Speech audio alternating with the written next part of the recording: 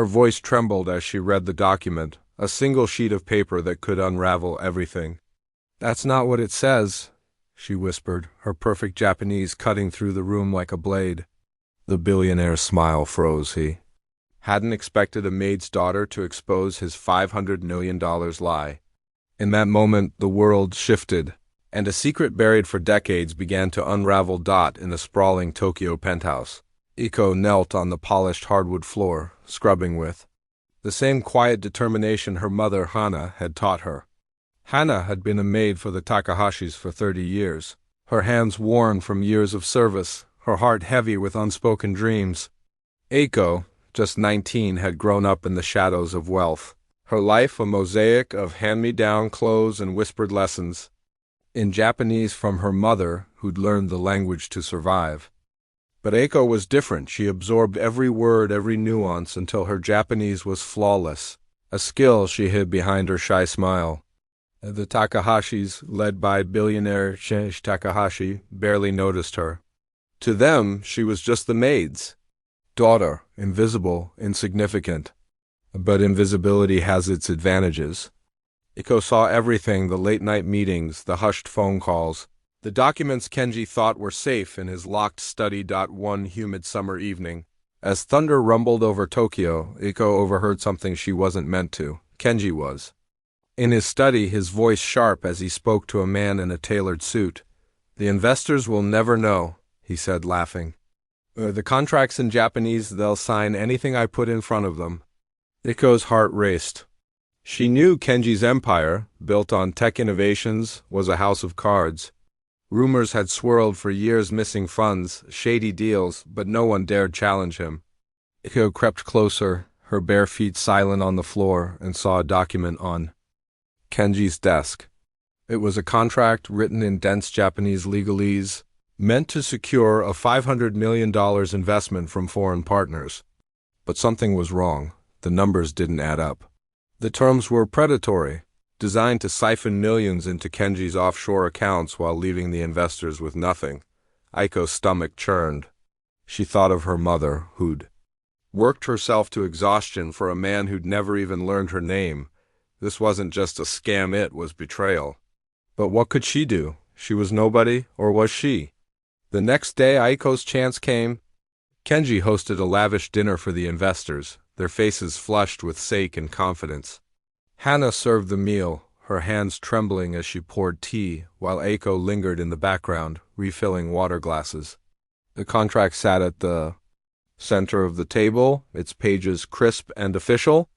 Kenji stood, his voice smooth as silk, urging the investors to sign. "It's all standard," he said, his smile practiced. "A partnership for the future." The investors, unable to read Japanese, nodded eagerly. Eiko's heart pounded. She couldn't stay silent. Stepping forward, her voice barely above a whisper, she said, "That's not what it says." The room fell silent. All eyes turned to her. Kenji's face hardened, but Aiko didn't falter. She pointed to the contract and began to read aloud, her Japanese flawless, exposing every lie, hidden clauses, falsified profits, the theft woven into the fine print. The investors gasped. Kenji's empire was crumbling, word by word, at the hands of a girl he'd never truly seen. But how had Eiko found the courage? And what would Kenji do to silence her? Eiko's bravery wasn't born in that moment. It had been forged over years. Growing up, she'd watched her mother sacrifice everything. Hana had come to Japan as a young woman, leaving her family in a small Philippine village to chase a better life. She'd faced prejudice, long hours, and Kenji's cold indifference, yet she never complained. Instead, she poured her love into Eiko, teaching her to dream bigger than their circumstances. "Words are power," Hana would say, her eyes bright despite her exhaustion. Eiko clung to those words, studying late into the night, her textbooks lit by a single bulb in their tiny apartment. She'd promised herself she'd make her mother proud, but now, as Kenji's eyes burned with rage, Eiko realized the cost of her courage. Kenji could ruin them. He could fire Hana, deport them, or worse. Yet, as she stood there, the contract in her trembling hands, Eiko felt her mother's strength in her veins. She wasn't just fighting for the investors, she was fighting for every invisible person. Kenji had stepped on to build his fortune, but would her words be enough to bring him down? The aftermath was chaos. The investors pulled out, their trust shattered. Kenji's empire began to unravel as news of the scam spread like wildfire. Reporters swarmed and lawsuits piled up. Kenji tried to deflect, claiming Aiko had misunderstood, but her perfect translation left no room for doubt. The truth was undeniable. Hana, terrified for her daughter, pulled Aiko aside that night. "Why did you do it?" she whispered, tears in her eyes. Aiko took her mother's hands, calloused from years of work, and said, "Because you taught me to stand up." For the first time, Hana saw her daughter not as a child, but as a woman who'd changed the world with nothing but words. Months later, Kenji's company collapsed, his wealth stripped away. Aiko and Hana moved to a small house outside Tokyo, funded by donations from grateful investors. It wasn't lavish, but it was theirs.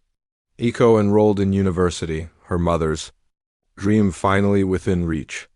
As they sat together one evening, watching the sunset paint the sky in hues of gold, Aiko realized the true power of her voice. It hadn't just exposed a lie, it had given her mother a future. And that was worth everything. But what happens when one voice changes the world? Stay until the end to find out how small acts of courage can ripple forever.